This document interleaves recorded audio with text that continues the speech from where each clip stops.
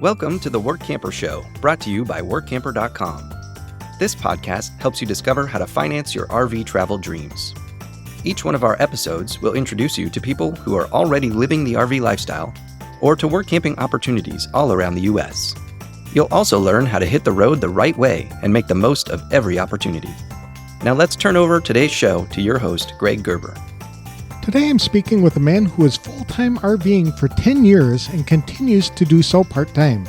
He supports his lifestyle by helping people make informed decisions about buying RVs, and then he helps them learn how to drive once they make a purchase. Today's episode is sponsored by Workamper News. With its Diamond and Platinum membership tools, Workamper News is much more than just a job listing website. When you put the tools of this professional service into action, you'll find out just how easy it can be to turn your work camping dreams into reality. The one-year memberships open the door to a one-stop shop for all things work camping. Being the original resource for work camping, you'll find the largest number of job listings, be able to connect with a community of work campers, and view resources compiled by experts who've been enjoying the RV lifestyle for many years. If you're serious about leading a successful and enjoyable work camping lifestyle, then a Diamond or Platinum membership is for you. You can even get started with a free 30-day trial by visiting www.workcamper.com/trial. Embark on new adventures today with the support of Workamper News behind you. Geoff Baker currently lives in Polk City, Florida. A native of Great Britain, he spent 27 years as a marine engineer in the Royal Navy before retiring and moving to Philadelphia. That's where he met his wife and started driving motor coaches throughout New England. Eventually, the couple bought a motorhome and toured America before opting to settle in Florida. He and his wife were attending the Tampa RV Super Show in 2014 when he bumped into Steve Anderson, who was then the owner of Workamper News, as well as Terry Cooper, an instructor who was training RV technicians. Steve and Cooper had a booth at the show, hoping to entice people to attend a new class to become RV inspectors. After all, people get expensive houses inspected before buying them, so, logically, they should do the same thing with expensive RVs. Geoff agreed and enrolled in the introductory class, which took place in Bushnell, Florida, with inspector-specific courses offered a few weeks later in Daytona Beach. Stephen Cooper's dream eventually became the National RV Training Academy in Athens, Texas, where people from around the country go to become certified RV inspectors and mobile service technicians. When Geoff completed his training, there were only 2 inspectors in Central Florida. After a few years of working in cooperation with RV Inspection Connection, Geoff ventured off on his own, launched a website, and created his own pricing structure. He started answering people's questions on Facebook, and his business grew steadily. Geoff also took additional training so that he could fix RVs and key components on them, such as Dometic, Truma, and Aquahot appliances. Over the course of the past 9 years, Geoff estimates he completed more than 500 RV inspections. To tell us more about his experiences caravanning across Europe, RVing in the United States, and how he supports his travel lifestyle, please welcome RV Inspector Geoff Baker to the show. Thanks for joining me today, Jeffrey. I really appreciate the time. Tell me a little bit about your business and how you got started in the inspection industry.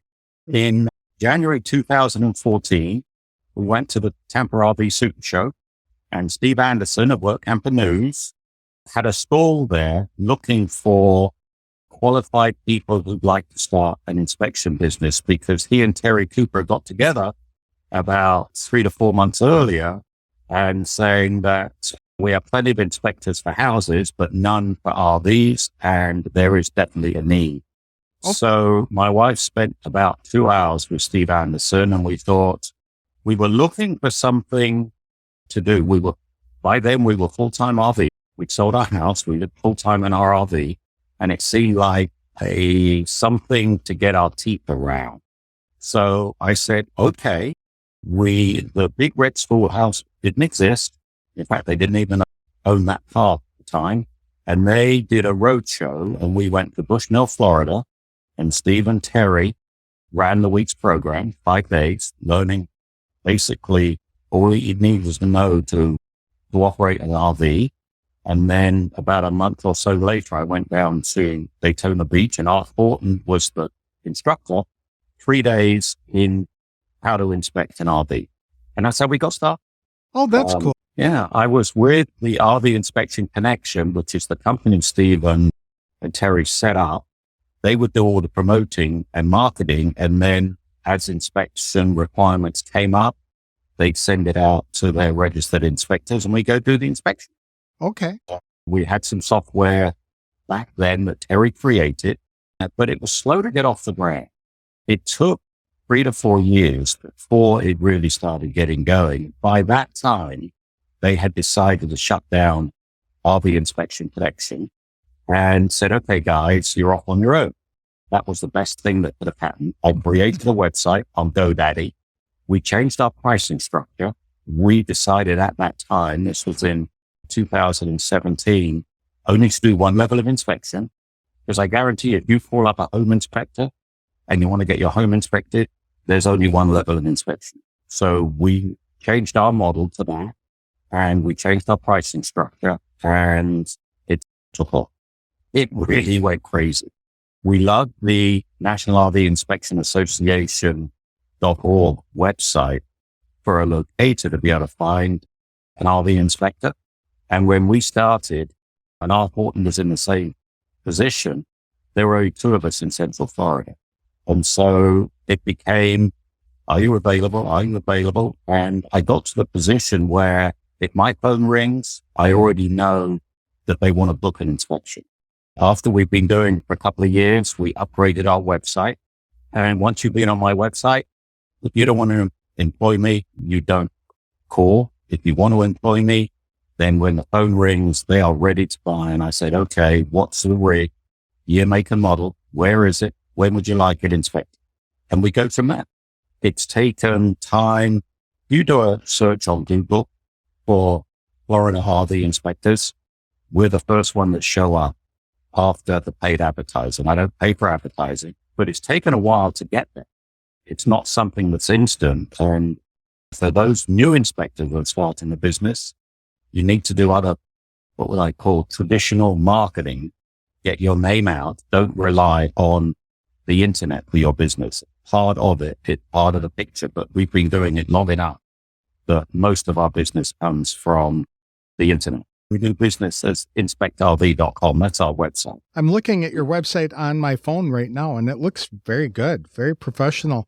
Did you have to do a lot of search engine optimization in order to get up to the #1 listing? The company that created that website for us, and I provided most of the written word and the photographs I wanted them to use, I paid them a fairly reasonable sum of money every month for them to do the SEO, search engine optimization. But after we'd been doing it for a year, I turned that off, but we didn't lose our position. Okay. I also do a lot of posting primarily on Facebook, and a lot of the time I'm putting in my web address in the Facebook posts, and that also affects search engine optimization. We were helping people out, answering their questions on Facebook. I would advise people to take with a pinch of salt what you read on Facebook. Just make sure whoever posts that information knows actually what they're talking about, because there's a lot of misinformation.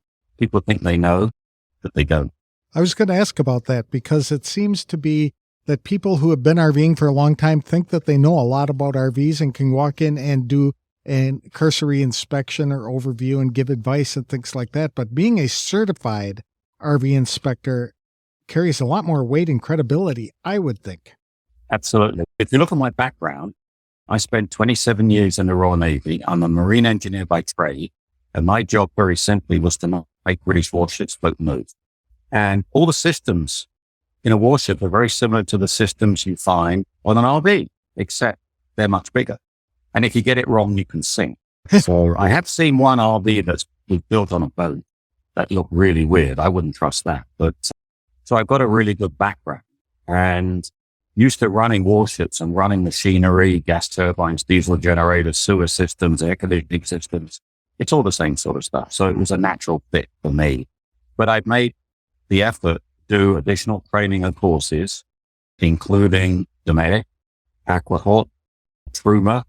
There's pieces of equipment you'll find on an RV. Not only am I a certified RV inspector, I'm also a technician with the RV Trading Institute. But I don't do work on RVs. I can. I just choose not to. It's not part of my business model. But it's taken a while, say 9 years, and we've probably done over 500 inspections to date. My advice to people is, if you're going to buy a house, whether it's $100,000 or $1 million, you wouldn't dream of buying it without having that house inspected. Why would you ever think about dropping an awful lot of money on a motorhome or an RV, travel trailer, fifth wheel, whatever it is, without having somebody who has the experience and knowledge to take a look at it for you and can point out items that are going on? We've inspected a whole variety. We've inspected brand new Newmars. We did 2 last year, Newmar Mountaineers. They were delivered to North Trails RV in Florida and got parked up. North Trails didn't touch them. Our clients, the buyers were there. We did inspections and we didn't find anything wrong with it at all. No. Wow. I know, we were surprised as well. Now, that doesn't mean to say we know that when we talk to dealers that RVs get delivered to dealers from a variety of manufacturers and they're 80% finished and they have to be finished off at the dealership. We've heard those stories as well. Or we've heard sewer lines in fifth wheels that have been dry assembled and then they forgot to go back and put the glue in. So don't think that new RVs are exempt from problems. They're not. New houses aren't exempt from problems. Exactly. We had a new house built when we were in real estate and we had our friendly home inspector come and check it out to make sure it was actually done the way it's supposed to be done. Yeah. If you were a member of the Royal Navy for many years, does that mean you were doing caravanning over in the United Kingdom? Oh, absolutely. Okay. So you got your experience. I've been RVing. I was trying to work it out. I've probably been RVing for at least 50 years. Wow. That's cool. Started with tent camping. I was 7 years old and I camped in my parents' backyard of our house. And it was the best experience. It was in the summer and it wasn't rainy. But at 7:30 in the morning, my mother brings me a cup of tea. So I thought that was great. That's nice. Yeah. Great way to start camping.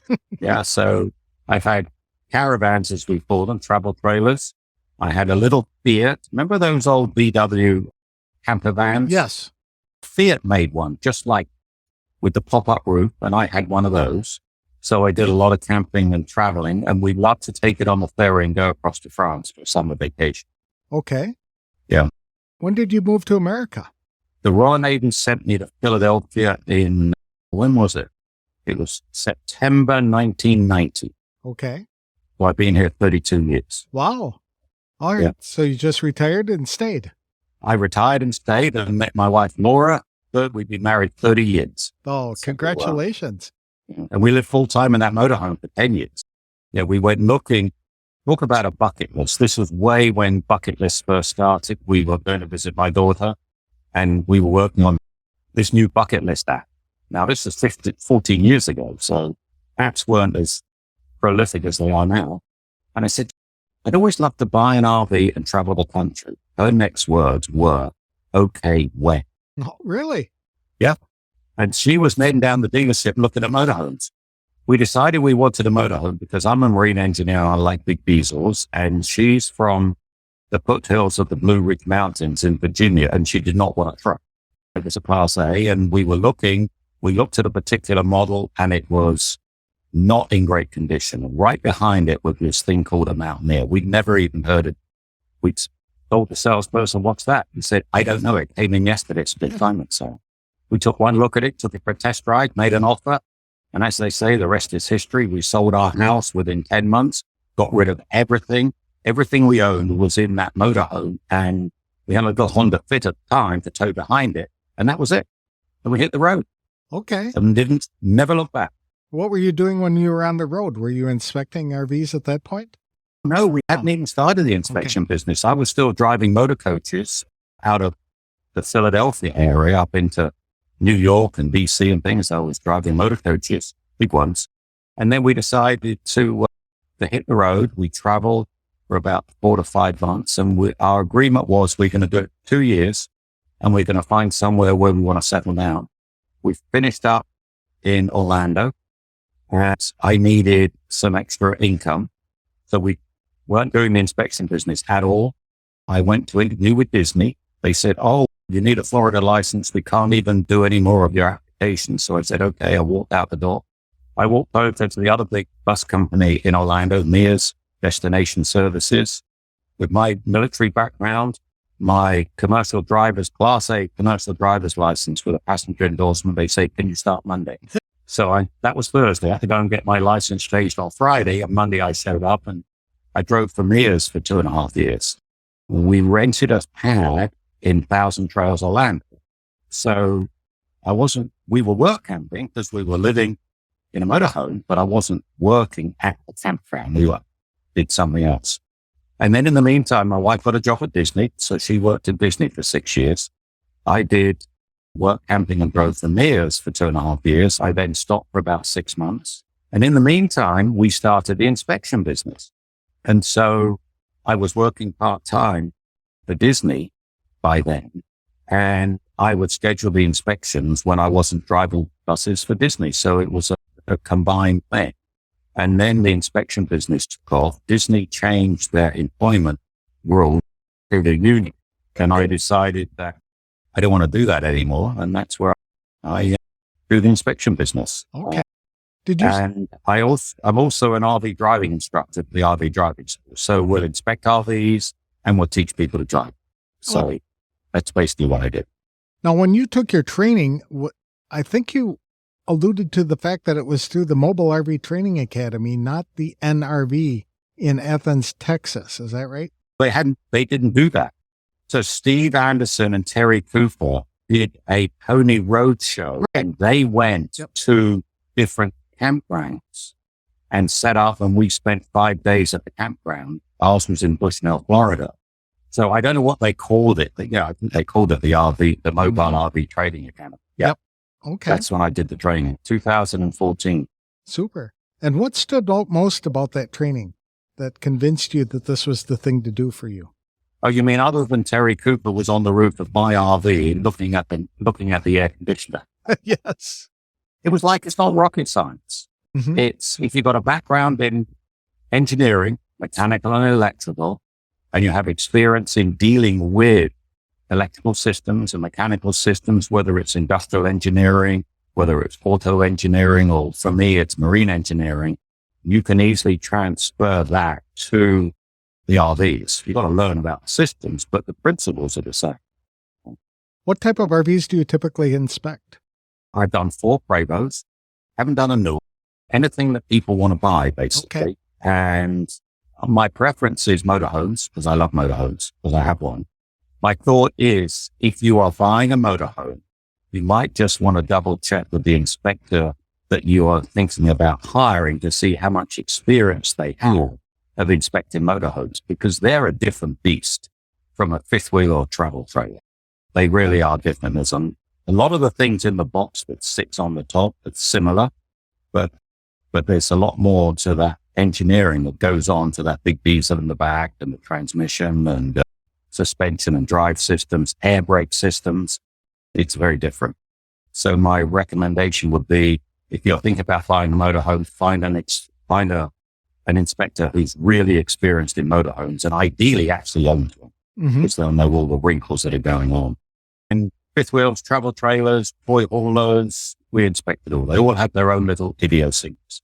So you don't limit yourself to one specific type of RV, like motorhomes only, or we won't do motorhomes. I know some inspectors do that. Okay, cool. No. And all of your inspections are local, within how many miles of Plant City, Florida, or Polk City? Polk City. Usually about 100 miles. Okay. But if somebody, we'll go down the North Trails, and I usually go down the night before, and I'll charge them an extra traveling fee, because I'm going to spend the night down there. And then the following day I do the inspection and then come home. I won't drive to North Trails. It's 2.5 hours. I won't do an 8-hour inspection with a 5-hour travel time all built in. So we explain to the client, we're happy to come down and do it, but there will be a travel fee. And most of them, because they've been on my website, they've seen the sort of service we provide. they're more than happy to pay the extra. What do you charge for a travel fee? It varies. Somewhere, if it's local, within a 50-mile radius, we don't usually charge anything. After that, it's somewhere between $50 and $100. And if it's an overnight stay is included, it's going to go up to $150. Okay. But it varies. That's fair enough. Yeah. And you said your inspection, you're typically spending 8 hours on an inspection. Is that typical of all of the RVs that you do? I'm sure it's something. I did a travel trailer yesterday by myself, and it took me 4.5 hours. To do a travel trailer. If I'm doing a Class A tag axle diesel pusher, that's going to take me 7 to 8 hours if we're doing fluids as well, because it's an hour to all the fluids. In what I really love about this business is that my wife comes along with me. I've trained her. She's a safety professional, but she does a lot of the inside stuff. But she has a particular project right now. My oldest grandson is getting married in the UK in September, and she has a double wedding ring quilt, queen size quilt to make. So her time is taken up making this quilt as our wedding present for this young couple. So yeah. That's got to be convenient then. So you specialize in the mechanical things of the RV, and she would come in and evaluate the interiors? Is that what you're saying? Yeah. Okay. Yeah. Super. And how do you price your inspections? Do you have a flat rate for all of them? Or Depends what it is. Okay. Fifth wheels, travel trailers, at one price. Class B's and C's are a similar sort of price. Class A's are a bigger price. If they've got a tag axle, that's an additional fee. And anything over 10 years, there's an additional fee as well, because there's more to look at, more to be concerned about in a rig that's over 10 years old. Oh, okay. So there is an age premium. Do you look at different things when they're over 10 years, or is it just... No. Okay. I just have to be more aware to knowing where to look is the big key, because I can go and inspect a particular rig, a particular make and model. And if it's 10 years old, I know exactly where to go and look because I've seen it before, but I still have to be careful I don't miss anything. So a typical inspection, one word of caution for people looking for an inspector. There's a company out there where they take about, I don't know, an hour and a half and they don't get on the roof, but I won't mention which company they are. They undercut the fee, but in this world, we get all the people. So first thing I do is I check the registration information. Then I will do a hot skin test, making sure there's no live voltage on the outside of the RV before I even touch it. And then the next thing we get on the roof. And I never ever use the ladder that's installed on the roof of the RV. And do you know why Newmar doesn't put ladders on the back of their RVs these days? I don't know. Because in Newmar's world, their clients have no business getting on the roof of an RV. Okay. You should be trained and qualified. And as you look at the demographics of people who typically buy these expensive RVs, baby boomers retiring, they have no business getting on the roof of an RV. I would agree with that. Yes. I have a special ladder with special handrails that I carry with me to get on the roof. And I'm always on all fours. I don't walk on the roof, I crawl on the roof. A, it's safer, and B, it actually gets me up close and personal to issues I can find on the roof, whether it's soft roof spots, whether they're potential leak spots, bad sealants and stuff. And then once we've done that, we go around the outside of the RV, look at all the bays, and then we go underneath, we check the suspension, we make sure we check the brake codes of the tires. One thing I always try and mention to clients, generally in the RV community basically, is if you're going to the dealership or you're going to a tire dealer and you're buying new tires for your RV, make sure you tell that dealership or that tire place that I want tires that are less than 6 months old, and I want you to mount the brake codes on the outside of the tires, and I am going to check. We inspected a rig, and the guy, this was a few years ago, the seller, when I showed up, said, "Oh yes, this is great. Everything's going on. I've just had brand new tires put on." I found a brand new tire, one tire on the front steer axle. All the other tires were 3 years old. Yes, that was his reaction. And I did another inspection recently. It was a little gasser, 35-foot gas RV. It was a couple of years old, cute little thing. And I'm looking at date codes, and I see a date code that says 2013. Now this rig is a 2020. So it said 2013. In my mind, I thought, oh, that's week 13 of 2020. And then I looked at the tire, the condition of the tire, and I'm looking at the sidewall of this tire with the cracks and things on it. And I reread that date. It was week 20 of 2013 on a 2020 rig. Wow. So when the seller came back and I said, what's going on with that tire? Oh, we had a problem with on the highway. We had a blowout. I'd have to get a new tire. The tire service came and I paid. I said, that tire's 10 years old. And he had a tire insurance program. I said, you got to call that company. You just got ripped off because that tire has no business being on the RV. So keep an eye on your tires, keep an eye on the date codes and make sure, because if you tell the tire company that you are going to be looking, they know they can't slide old stock. Anyway, that's just a little more. That's a good idea. And then we go inside and we test all the services and systems, air conditioning, heating, lighting, ventilation, plumbing, sewer. A lot of the time we find RVs are great, but every now and again, you look at an RV, I would say 50% of our business is people have seen the RV on the internet. They're in California or they're in Wisconsin and the RV's in Florida and they want somebody to go and look at it before they fly down and check it out for themselves. And sometimes they're great. And sometimes we give them the heads up, say, really, I would never tell somebody whether or not they will buy it or not, but I usually write the report in such a way that if you see all these red flags on the beginning of the report coming down, you really want to double think about whether you want to buy this because there's always another option. Is there enough demand for inspectors to keep them busy? We went away for 6 weeks recently. We took our RV up to visit my daughter in Virginia, and then we went over to Tennessee for an all-inclusive motorhome club rally. And I would say I'd be getting at least 1 to 2 calls a day asking for inspections in Florida. People are telling me now, if you did a search in Polk City for an NRVIA certified inspector in Central Florida, where I am, 33 come up. Wow. And then people start calling around and they're not here. They're not doing it. Oh, I'm an inspector, but I'm really a technician and I'm booking like 2 months out and that's for repair business. We don't really do inspections. So just because they're on the NRVIA website, it doesn't necessarily mean to say they're available. Do you have any expenses that are big expenses that you have to cover every month or every quarter, every year? Yes. I have business liability insurance. This is about $600 a year, and that's just for the inspection business. On cell phones, we have an AT&T business account. We have 2 iPhones and 2 iPads and 2 Apple Watches. And we have unlimited data on the iPhones and the iPads. And each of those pieces of equipment have a 100 gigabytes of hotspot data. Wow. So that's our internet, our cell phones, and we use iPads for our inspection. So that covers our inspection software as well. So because we bought new phones, before the new phones, that was just over $200 a month for the internet and cell phones, which is a necessary evil these days.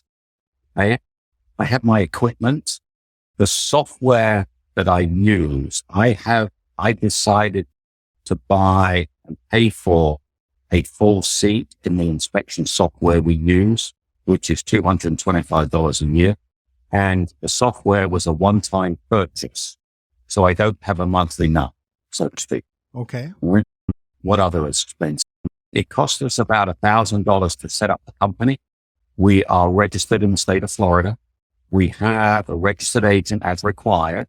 That's $125 a year to use a service for a registered agent. And I've got some tools and things, but I think the most expensive tool I have is a Klein multimeter that was $250. Okay. My manometer was $50. And I've got a variety of small tools, a little electric drill and stuff like that. But it's all, most mechanics will have the equipment that you need to do this business. One of the fun, the cheapest piece of equipment I have was 75 cents. It's called the Green Doohickey. The Green Doohickey. I bought it in a yard sale. And one of the things all RVers have to do is to make sure they open their emergency escape window every month, once a month, make sure it opens. When we do the inspection, sometimes we can't get it open.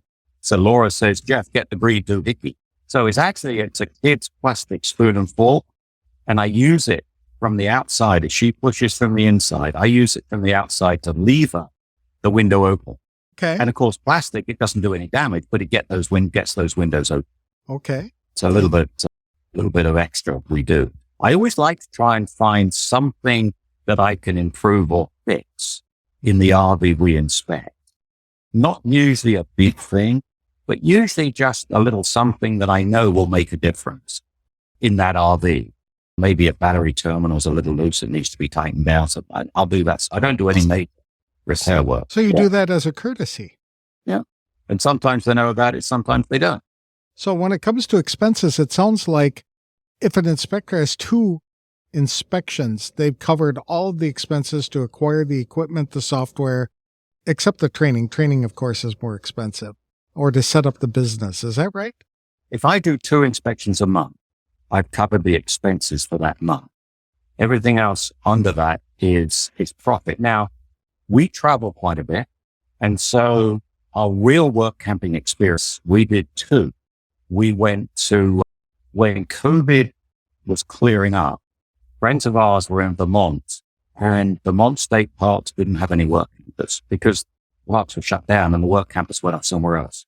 So they said that there's a Vermont State Park, Mount Scottney, halfway up Vermont off 91, that needs work camping couples. So we thought, sure, why not? We'd rented our site that we'd already bought. We bought an RV park in the Orlando area before we bought this house, and we rented it out. So we had nowhere to go. We couldn't go to where we were. So we decided to go to Vermont, and we camped on the side of a mountain. It's the only sites in the Vermont State Park system that has full hookup to the work camper sites. We were there for 3 months, and we cleaned 1 bathroom. We rate campsites for them. We worked 30 hours a week for the hookup site. And while I was there, we get calls for inspections and calls for RV driving school. Okay. And then we decided we'd never lived in Texas. We'd been to Texas, but we never lived in it. So a fellow inspector of mine, his name's Geoff Baker. He lives in Marble Falls. I said, you know what? I'm thinking of coming to Texas. And he says, you're going to work camp. Check out Ink Slate State Park. It is always in the top 5 of state parks in Texas. It's in the hill country, Burnett, and it's about 45 miles northwest of Austin. And we get there. It's beautiful. It's absolutely gorgeous. Rolling hills, the cactus, the lakes. It's Inks Lake, the lake. It's right on this whole river complex of various dams and lakes. The only problem we had, of course, did you hear about that freeze in Texas in February of 2021? Oh, yeah. We were there. But we're in our new month. We knew it was coming. We filled up with fuel and propane and kept the freshwater tank full, disconnected everything outside. The biggest problem was taking the dogs out in the snow and ice that was there for 2 weeks. We couldn't get out of the park because they didn't clear the roads. It was all icy and we couldn't move, but we had a great experience. It was a lot of fun. That's neat. Now, you said you don't do any advertising, so how do you find your customers? Is it through only the internet and they find you? Okay. Or it's a repeat customer, which I've had a couple of those, or it's a referral from a customer. Okay. But that's it. I'm supposed to be retired. Okay. I'm 75 this week. Wow. My wife keeps thinking I've got no business climbing on the roofs of RVs. Well, I say, I'll see how it goes. So it's not our primary source of income, but it's a great extra income. And as Mark Kohler would say, he's the tax CPA that talks to the inspectors when they first start their business. If you don't have a small side hustle business, you're giving the government too much money. So this is our side hustle business. Yes, we make money. I keep trying to lose money, but it doesn't work. We keep making a profit, but you know what? Paying taxes on profit is a good thing when you think about it. I can't watch too much Netflix or Amazon Prime. It keeps me out and busy and keeps the brain working. And I'm moving around, exercising. You're crawling around an RV for 6 hours. Maybe a little difficult getting up off the knees, but I do it. But yeah, but don't expect the new inspectors, don't expect the Holy Grail within a week of getting your certification. There are a few of us who've been around a while. My NRVIA number is 129. So we've been around a while. it took us probably at least 3 to 4 years of getting the word out about having an RV inspected. And we still hear about people. I still meet people saying, oh my goodness, I wish I'd known you or about your services when I bought my RV. I didn't know about the inspection service. So we're still working to get that word out. It's a growing conversation online in the RV industry about getting your RV inspected. And my experience of all the people that I've dealt with through inspections, whether it's private sale or dealerships, especially the dealerships, they really welcome the RV inspectors because an extra set of eyes from a dealership's point of view, because their guys can't catch everything. They much rather know about a problem while the RV is still on the dealership lot and get it fixed rather than have it break down 500 miles from their dealership, and then they've got to pay somebody to come and fix it. So our motto for our company is protecting your dream. So we want to protect the dream of the RV because they really see the excitement of the RVing lifestyle, whether they're just traveling or whether they're going to go full time, as something they really want to do. And if we can help them maintain that dream and not hear online the complaints about things that go wrong, because everybody's out to complain about what's going wrong. So you see more of that, but there are a lot of people out there very successfully having a great time in their RVs, whether it's fifth wheels, travel trailers, or motor. What could an inspector reasonably expect to make either full-time or part-time as an inspector? I reckon, now we're not working, we probably work maybe 5 to 6 months of the year, make ourselves available because of our travel schedule. And we probably gross somewhere between $40,000 and $50,000 a year. Okay. Now, if I was to do it full time and work 3 to 4 inspections a week for a year, you're talking over $100,000. That's very doable. Really? 3 to 4 inspections a week. Okay. Yeah. And that's once you're established and you're the go-to guy to get called to do that inspection. Now, we have retirement income, so it's extra money that we enjoy using and spending is why you do it. Okay. Yeah. It sounds like even if somebody's half of what you're making, that's a decent income anyway. It's definitely doable. And of course, I add the RV driving school to it as well. So in fact, I'm going to have fun the next 2 days. It's a brand new 43-foot Newmar Duckstar that he and his wife would like to learn to drive, and they want to have the add-on Know Your RV. So we'll throw that inspection in as well. And it's 6 hours a day for 2 days. And I believe they'll be very happy. I did one about 4 weeks ago. It was a 43-foot fifth wheel toy hauler with 3 axles. That's a big RV, big dually truck. Young couple. She had never even driven a tour. Wow.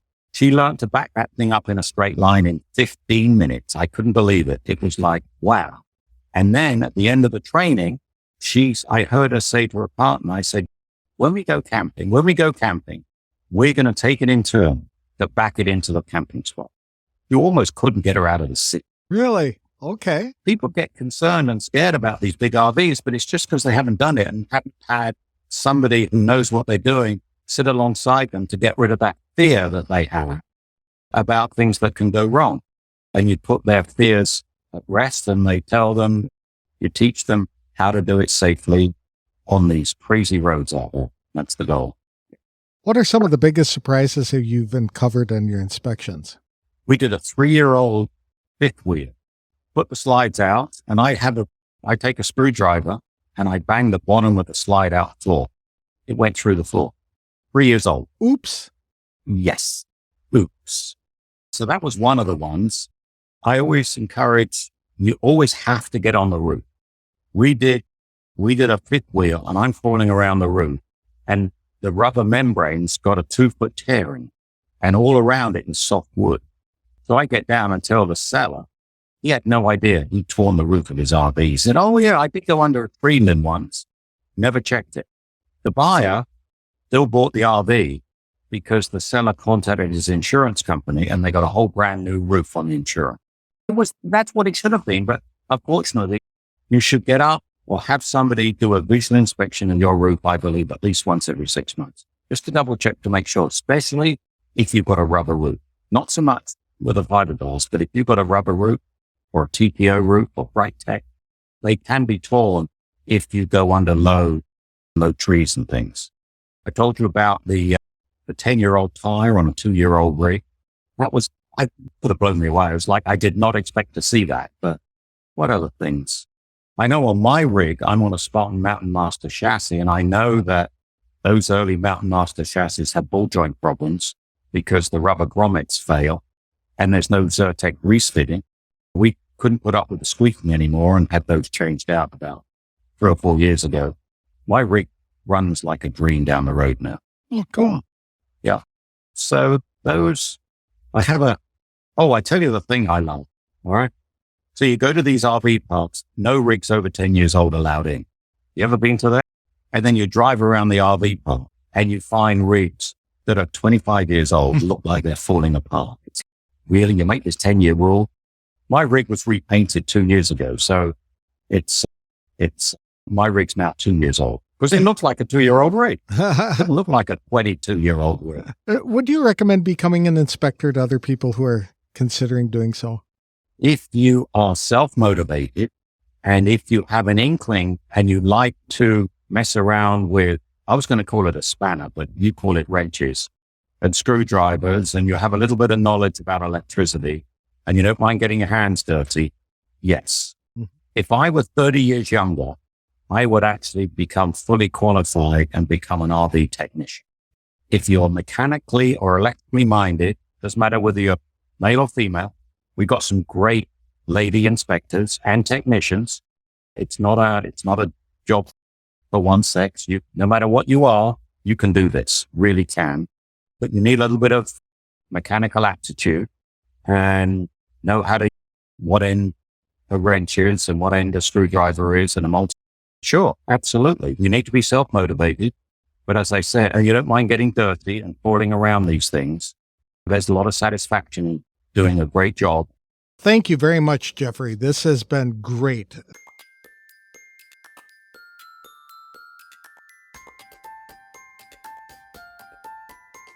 I appreciate Geoff Baker for taking time to share his interesting story about becoming one of the first professional RV inspectors in the United States. It was 15 years ago when Geoff mentioned to his wife that someday he'd like to get an RV and travel all over America. The next thing Geoff knew, they were looking at motorhomes at a nearby dealership. A short time later, they started full-time RVing. Eventually, they decided to settle in Florida, where Geoff once again started driving motor coaches, shuttling tourists around the area. He was technically a work camper because he and his wife lived in an RV park, but he also drove big buses to earn money. He continued driving buses while building his inspection business until his employer at the time imposed some new policies about employment that made him uncomfortable. Fortunately, building the inspection business gave Geoff the option to move into full-time self-employment. Today, Geoff and his wife are both actively involved as inspectors. He zeroes in on the mechanical aspects and exterior condition of the RV, while she focuses on the interior. He also works as a driving instructor to help people learn how to operate motorhomes, as well as how to back up and tow travel trailers and fifth wheels. Yet the couple manages to find time to go RVing and even to do some work camping jobs at state parks, like in Vermont and in Texas. In fact, they only inspect RVs about 5 or 6 months a year, so they can enjoy the rest of the time traveling and holding down traditional work camping jobs. People can connect with Geoff by visiting www.inspectrv.com or by checking out their Facebook page, where Geoff has posted some photos of strange things he's uncovered during his inspections. Today's episode is brought to you by Workamper News. Since 1987, they've been helping businesses of all types find and recruit work campers who serve in a variety of positions around the country to help further the mission of great businesses. When you become an employer member at workamper.com, you'll have access to resources and support to help you develop and implement your work camper recruitment strategy. In today's market, it's more challenging than ever to keep a flow of applicants coming in. Workamper News recommends advertising your current and future work camping job openings frequently throughout the year, as well as scheduling some time to regularly search the Workamper resume database because new Workampers are joining daily. Workampers like to plan many months ahead, so now's the time to take action to begin developing your Workamper team. You can learn more and download a quick start guide for employers at www.workamper.com/employer. That's all I have for this week's show. I'll have another interview on the next episode of The Workamper Show. Thanks for listening, and I hope you're enjoying a safe and memorable summer.